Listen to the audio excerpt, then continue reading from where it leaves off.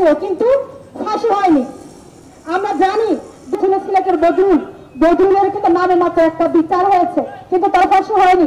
একসাথে দড়ি দিয়ে বেঁধে ধর্ষণ করা হয়েছে, ধর্ষণ করে তাদের মাথা নেড়ে করে মাগুরায় আসিয়াকে কি পাশবিক অত্যাচার করা হয়েছে, তাকে কিভাবে ধর্ষণ করা হয়েছে। একটি ছোট্ট শিশু, যে সন্তানটি আমার, যে সন্তানটি এই বাংলাদেশের 18 কোটি মানুষের, আমরা আমার সন্তানকে আমরা এইভাবে বেজ্জুত হতে দেখতে পারি না। আমরা এই ধর্ষকের বিচার, দৃষ্টান্তমূলক বিচারের দাবিতে আমরা আজকে এখানে সমবেত হয়েছি। আইনটাকে প্রতিষ্ঠিত করবার জন্য আমাদের রাষ্ট্রীয়ভাবে যাতে ধর্ষকের দ্রুততম সময়, আমি বিশ্বাস করি যে 2 মাসের মধ্যে যদি মৃত্যু নিশ্চিত করা যায়, মৃত্যু দেওয়া যায় একেবারে সুনির্দিষ্ট অভিযোগের ভিত্তিতে এবং সাক্ষী প্রমাণের ভিত্তিতে, তাহলে এই দৃষ্টান্ত যদি স্থাপিত হয়, আমি বিশ্বাস করি কোনো মেয়ের দিকে কোনো ধর্ষক আর তাকাতে পারবে না।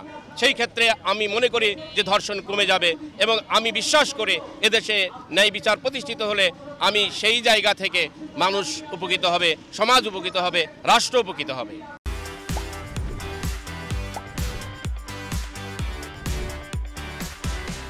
আসিয়ার যে ঘটনা, এই ঘটনা আসলে মর্মান্তিক এবং লজ্জাজনক ঘটনা আমাদের জাতির জন্য। আমরা মনে করি যে এই ঘটনার যেন সুষ্ঠু বিচার হয় এবং কঠোর শাস্তি আমরা দাবি করছি এই মানববন্ধনের মাধ্যমে। আমি নারী নির্যাতন প্রতিরোধ কমিটির সহসভাপতি কুষ্টিয়া জেলা। আমরা মনে করি যে আমাদের সাথে সাথে আসলে আমরা শুধু না, সকল নাগরিকেরই এখন উচিত রাজপথে এসে তারা এই ধর্ষকের বিরুদ্ধে প্রতিরোধ গড়ে তোলা। আজকের মানববন্ধন আমাদের 8 বছরের মাগুরা শিশু আসিয়াকে কেন্দ্র করে। আসলে আসিয়া সহ গত 7-8 দিনে আমাদের 21টি ধর্ষণের তথ্য আমাদের কাছে আমরা নিশ্চিত হতে পেরেছি।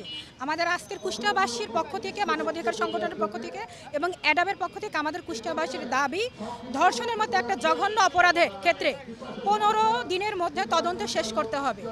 60 কার্য দিবসের মধ্যে বিশেষ ট্রাইব্যুনালের মাধ্যমে বিচার কার্য সম্পন্ন করতে হবে এবং ধর্ষণের শাস্তি প্রকাশ্যে মৃত্যুদণ্ড কার্যকর এবং অনুমোদন করতে হবে এবং বাস্তবায়ন করতে হবে। আসলে আমরা আজকের দাবিটার মূল উদ্দেশ্যটা হচ্ছে, আমরা ইতিপূর্বে বিগত দিনে অনেক নির্যাতন, ধর্ষণের বিচার পাইনি, আমরা দাবি করেছি।